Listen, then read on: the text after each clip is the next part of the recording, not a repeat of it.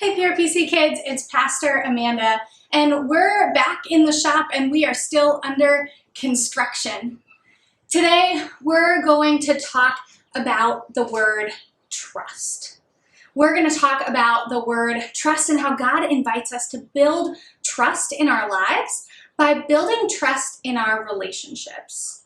In one of Paul's letters to the early churches, he wrote about how we should build one another up, just as we are already doing. Now, build one another up. We might think about building something with Legos or wood, or building something at your house. But God invites us to think about how we can build relationships, and we build relationships with trust. Now, the people in our lives that we trust them because they have always been there for us. They encourage us, they're kind to us, and they love us.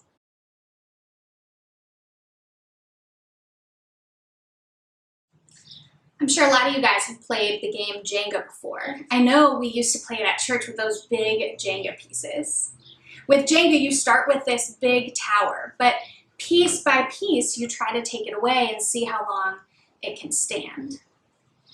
This is kind of like how our relationships work. When our relationships have trust, when they're built on trust, they're strong and they're firm. But when we use our words to hurt other people, that's like taking a piece away from the relationship that we've built.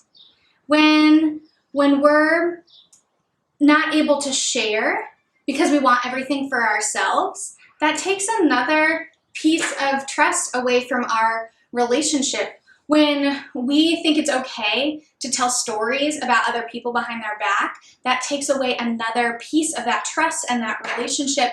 And the more that we keep going, the less stable our relationship gets. And that's why God encourages us to build one another up. Because if we're not building one another up, what are we doing? We're taking each other down.